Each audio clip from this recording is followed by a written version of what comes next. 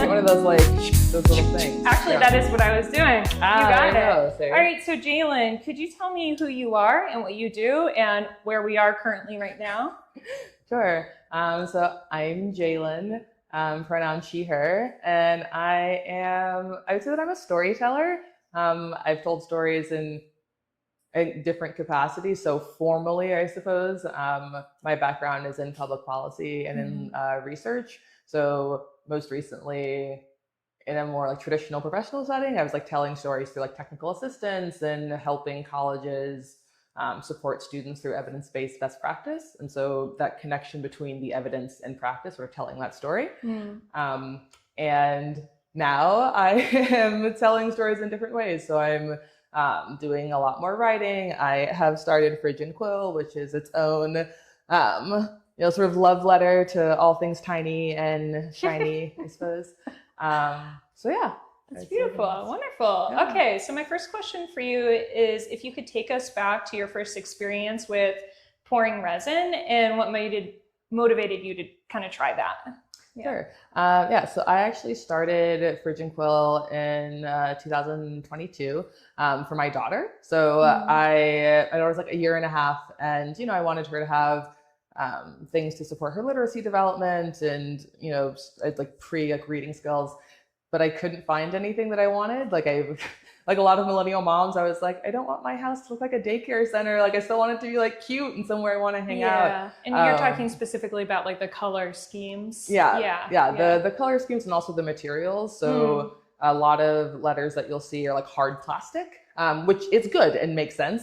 But I wanted something a little softer, a little more aesthetically pleasing, and I couldn't quite find what I was looking for. And so like a lot of I think of myself as a like reformed perfectionist or like a perfectionist in recovery. And so I was like, I can figure this out. I can totally hack this. So I bought some silicone molds off the internet and did a quick Google, and I'm like, I can figure this out. Yeah. What's so hard? How hard could it be? Yeah. And then you did that. So did it turn out like this, like pretty much off the bat, or how hard was this for you to kind of figure out? It took a couple tries. So one of the cool things about the magnets is that it's a 2-pour process. I don't know if you can really see that. Yeah. Well, I'll try and see if I could do a close up later. So because that's what took the longest, because you have to actually pour a first layer in order for the magnet to hold. If you just drop the magnet, it goes all the way to the bottom and it doesn't stick. But the cool thing about that is that the magnets are fully encased inside the resin. And so it's like hard, like plastic. And so it makes them a lot safer for kids to use. And so although it was like a little bit funky to figure it out the first time, I'm actually really glad that ended up working, because then it enables me to not only have like cool colorways and cool like mixes, but it also makes them incredibly safe. For little kids. Honestly, too, it looks cooler. Like it kind of reminds me of, Andy's candies with the mint and the clear lines. Yeah. It's like that's part of the aesthetically pleasing part. You're like, ooh, it looks so smooth and nice. They look a lot like candy, to be honest. And they do. Do not eat them. Yes, no, not. I'll try it at home, and I'll tell you that I probably won't like it, but that doesn't mean they're not good. Okay. So I was wondering, since I know you have a degree in psychology and an MPA in public policy analyzing, why would you start Feather and Quill now? So I started Fridge and Quill like more formally, in part because I was recently laid off. So as folks know, with the change in administration at the federal level, there were a lot of cuts made. So one of the primary cuts was to federal grants and contracts. And so the research firm that I used to work for, about 2/3 of our operating budget actually comes from federal grants and contracts. And so when that funding was cut, if there's no funding for projects, there's no need for researchers to do that work. So myself and 20% of my colleagues, we lost our jobs, and it's something that is really impacting the whole knowledge industry. So it's, I now have other friends who will text me, and at the time, like, oh, I'm so sorry you lost your job. And they're now like, okay, my employer is also doing layoffs. So it's more of a, I am experiencing it as more of a like industry-wide shift. So it's less of a like this one place had like one round of layoffs. It's been sort of wider reaching, and I think in a lot of ways had sort of pushed me to pivot. As a mom, as someone who, had a sort of like formal quote unquote career behind a desk, for the first 10 years of my career. And then now it's like, oh, like this whole industry is changing. Like the thing I went to school for is not as much in demand right now, or like is not, aligning with like current federal priorities. And so, yeah, it makes sense to try something new. And so I really like to craft. It's a way to sort of work through things. Like I really like to cook. I like to create things. I recently got divorced, and so it's nice to just have almost like it's like art therapy in a way, I guess. And it's like fun to play with, and it's shiny, and it's like, and so it's like I really just started repouring just like for fun, just like almost cathartic, I guess. And then I had friends who were like, these are so cool. Like, where did you get them? And like, I made them. Like, no way. And so, yeah, I was like, okay, this is a good time. This is as good a time as any for a pivot. Yeah, so hell yeah, it is. Yeah. Well, that's so cool. Well, I'm going to ask you something a little off script too. So I know like watching other people on social media is so fun, especially when you see a friend or someone you know personally that's like starting a business and it starts to go somewhere, and you always see them online every day after work or on your, the train going home. And now you kind of are in this place where it's like, oh, I kind of have to like just do the thing, right? And be a part of that world. And it does seem a little shiny and glamorous depending on what you're doing, or I think a lot of people. Have you found it to be shiny and glamorous so far? I have not. It is a lot more work than it appears. Yeah. In a way that I have a friend who like actually owns a small business, and he was like teasing me. He's like, "Oh yeah, it's harder than you thought it was." I'm like, "Yeah, yes, it is. You are correct. You make it look very easy. It's not." But yeah, it's been, I think for me, like such a wonderful learning opportunity, because it's showing me, I think even more so like the different types of genius that exist in the world. And that like, sure, just because like I went to like top schools and have very expensive degrees that I'm still paying for, that there's so many ways to like, not only come to the knowledge that we have, but to be an expert in something, to develop expertise, to really sort of pour into community. Like there's so many ways to do that. You don't actually need a degree to be awesome at that. And so yeah, it's been fun to learn from folks who do things completely differently than I do, specialize in things I don't specialize in. Like I don't know anything about like e-commerce and running a small business and social media. Yeah, it's a completely different world. They don't teach that they don't teach that at small liberal arts schools. They certainly didn't teach it like in my policy program. Yeah. So what was that? Yeah. Yeah, exactly. So it's it's one of those things where it's fun to tap into what I would call more like real life skills, like being able to talk to people, to be able to relate to people. Like I'm putting my psych degree to good use these days. Yeah. Oh, it's very related. Absolutely. That's actually, I think, a huge leg up. I was talking to someone about that yesterday morning. It's like we all need psychology degrees for this. Yeah, because it's people at the end of the day, whatever you're kind of doing, even if it's online. People are there. Wherever you go, there they are. Yes, there they are. There are the people. Okay, so now we know a little bit about why that change has come in your life.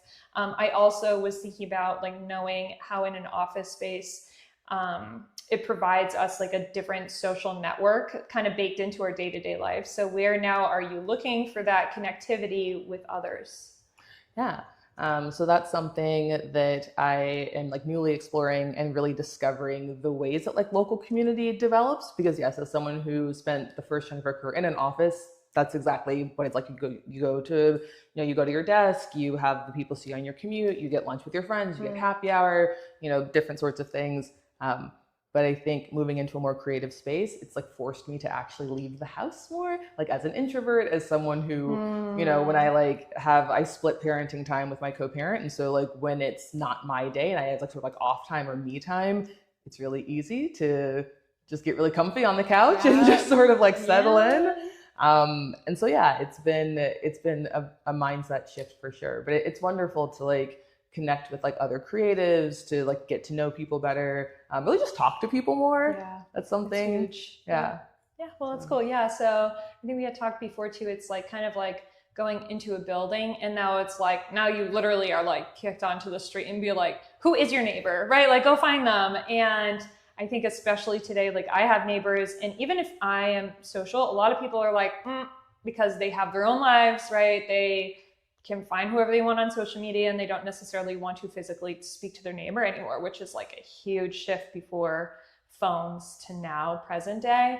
And it's scary. It's scary whether you have a phone or not, but like the fact of the matter is like that is actually who our neighbors are, right? So push comes to shove, like things happen with our phones, we have our community around us, and what does that actually mean? So I think that's kind of cool. And I know it's, like I said, a little hard to get outside, a little scary, but it's worth it. And I think you've shown me too that even if you are an introvert, it doesn't matter if you're passionate about something, like you are free to speak up about it. Yeah.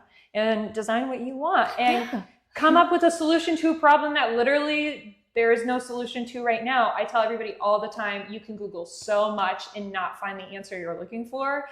Ask any entrepreneur who has tried something new or is even doing something kind of like mandatory for their job. So many things I've researched, I have not found either the type of information I'm looking for, the type of teacher I want, or the type of product that fits my needs. So this to me is amazing. And it doesn't matter how small or silly it is to someone else. It matters to those moms and those parents and those kids. So it's very cool. Oh, thanks. You're welcome. So I was wondering, Jálynn, what do you hope this chapter of your life will be titled when you look back on it? That is such a good question. I probably, with all the writing that I'm doing, I'm sort of thinking of this as this sort of chapter of like reinvention, like rediscovery, sort of coming back to myself. And so the sort of like a title I'm workshopping for my book is Ask Me Again Tomorrow. And I feel like that like really accurately sums up how I feel these days. It's like everyone, when folks are, oh, like, how are you doing? How's it going? And it's like, I mean, like, fine, like today, like, tomorrow might be different. Like, every day is its own, not just adventure, but I think the opportunity to sort of try again. I feel like that's something that with my daughter that I'm trying to do. So I would say like I'm gentle parenting, and that means so many different things to so many different people. But I think for me, like what that really means is like I try to approach my daughter the way I would hope someone would approach me, which is hard because 4-year-olds are hard, 3-year-olds are hard. Like, it's really hard when they're having a temper tantrum. You just want to be like, it's really hard to pause and be like, not today. Yeah, exactly. It's like right now is not like ideal, but then you're like, you know what? I hear you. I am also super frustrated. Like, yeah, this sucks. Yeah. 100%. And so I think this idea of like trying again and like iteration and again in the spirit of being like a reformed perfectionist or like, like an overachiever in recovery, I guess, like someone trying to like take my time, take a deep breath, like sort of, I think, wait a little bit more to let things evolve. I think having the sort of career that I've had and the educational background that I have, it's all about like driving outcomes, like driving change, like you were like the master of your destiny, like go and write it. And it's like, and that's true, like absolutely. And I like identify with that strongly. And part of that also means like waiting for the right opportunity. It means listening. It means being empathetic. It means pausing and holding space. And that isn't something that I think is prized in the sort of white collar professional world. And so I feel like I've been like, people talk like getting off like the rat race, like the sort of like the hamster wheel of like, capitalist production or whatever. And there is some truth to that. It's like it's can be hard to sit still. It can be hard to pause. And I think in some ways that's not just like what Fridge and Quill is about, but also this next chapter of my life. It's like, this is something that, as you said, like can seem like sort of small or trivial. And it's like, it's a very time intensive process. It takes like 2 days to make a single set. And so it's forcing this idea of like, you have to pause, you have to wait. Like it is working, you just have to wait. And especially when you get on social media too, and you start getting the word out there. Let me tell you, you put out the first post and you're like, this is the biggest thing I've ever done, right? Like I built up so much to this point. And then there's like 2 people in the back being like, woo, and no sales coming in. And you're like, okay, and now what? Yeah, you're like, but I did the thing. I did it. Like I did it once. Yeah. Give it to me more. But yeah, it really is like a step-by-step move by move, hour by hour sort of thing. And as frustrating as that can be, and as many bills as people have to pay, like, thank God, fortunately, some people do have more leeway for that choice and stuff, but you got to do what you can do. And especially when you're walking into a new space, right? It's like going into a new class. The first day, you're not going to get an A on the final exam. You have to study and learn day by day as you go. Maybe ask a teacher to, connect with a fellow student to learn. And it will take you longer, but you'll have a better result. So, recording. You know when you're ready. Okay. All right. Okay. We good? 5, 4, 3, Cool. 2, and... All right. Take 2. Okay, let's see here, Jálynn. So now that you are in this new season of life, there's a little bit unknown here. We're going to be asking you tomorrow how it's going. Could you tell me what lessons are you learning currently that you want your daughter to recognize and see maybe now or realize in the future about you? Ooh, that is an excellent question. Yeah,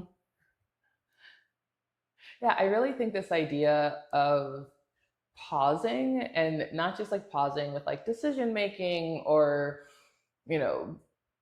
like feeling like you have all this pressure to do things immediately, but also to like listen to yourself. I think that's something that in this new chapter of my life, I'm getting back in touch with, like my own gut instincts, and reminding myself like, oh wait, like I have good instincts, like I can trust myself. Yeah. I think there are a lot of ways that you sort of get on this like escalator, I guess, where it's like, oh, like, I graduated from high school, I graduated from college, like I started my career, I went to grad school, I met someone, I got married, I had a baby. And it's like, I like landed this job that like my dream job. And it's like, you just sort of like go along like everyone else, and you don't always stop to pick up your head to be like, wait, like, is this what I want? Am I happy? Does this suit me?